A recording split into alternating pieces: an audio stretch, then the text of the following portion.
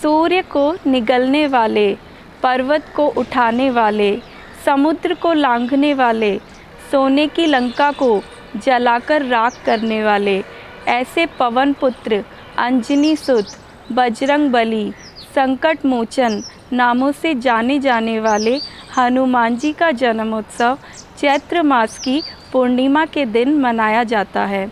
इस दिन हनुमान जी का जन्म हुआ था।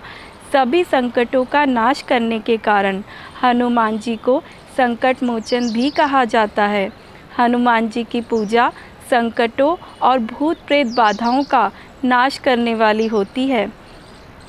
त्रेता युग में कौशल देश के राजा दशरथ ने संतान प्राप्ति के लिए अपने गुरु वशिष्ठ के कहने पर संतान प्राप्ति यज्ञ करवाया था और यज्ञ की पूर्ण आहुति होने पर यज्ञ कुंड में से अग्निदेव प्रकट हुए थे। उन्होंने खीर का भरा हुआ एक पात्र राजा दशरथ को दिया था और कहा कि राजन, ये खीर आप अपनी रानियों को खिला देना, आपको जल्दी ही संतान सुख की प्राप्ति होगी। तब राजा दशरथ ने वो खीर का पात्र अपनी रानियों को दे दिया। तीनों रानियों ने खीर आपस में बराबर बांट ली। जब राजा दशरथ की तीसरी रानी खीर खाने लगी, तभी कहीं से एक चील उड़ती हुई आई और उसने उस पात्र में से कुछ खीर अपने मुंह में भर ली और उड़ गई। और उड़ते उड़ते वो चील उस जगह पर पहुंच गई जहां माता अंजना और उनके पति वानर राज केसरी पुत्र प्राप्ति के लिए भगवान शिव की तपस्या कर रहे थे।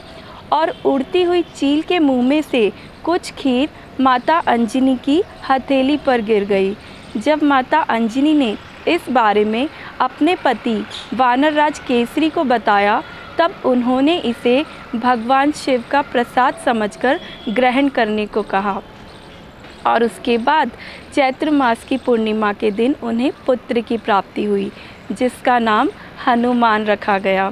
हनुमान जी से हमें बहुत कुछ सीखने को मिलता है। हनुमान जी हमें सिखाते हैं कि बल और बुद्धि के बीच बैलेंस बनाए रखना कितना ज़रूरी है। तभी तो समुद्र पार करते समय जब हनुमान जी का सामना सुरसा नाम की राक्षसी से हुआ, तब पहले तो उन्होंने अपना साइज़ काफ़ी बड़ा कर लिया और जब सुरसा ने भी अपना साइज़ बड़ा किया, तब हनुमान जी ने अपना साइज़ छोटा करके और उनके मुंह में जाकर वापस आ गए। लेकिन हनुमान जी ने कभी भी अपने बल का घमंड नहीं किया और हमेशा विनम्र रहे। हनुमान जी ने अपने मैनेजमेंट और स्ट्रेटेजी से लंका विजय में भी उसको आसान करने की कोशिश की। जब भी हमें कोई बड़ा लक्ष्य हासिल करना हो तो छोटे छोटे स्टेप्स उठाकर उसको आसान बनाने की कोशिश करनी चाहिए। यही सिखाते हैं हनुमान जी।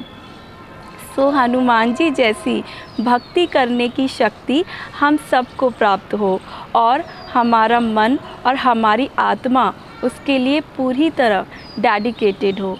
इसी के साथ आप सभी को हनुमान जयंती की ढेर सारी शुभकामनाएं।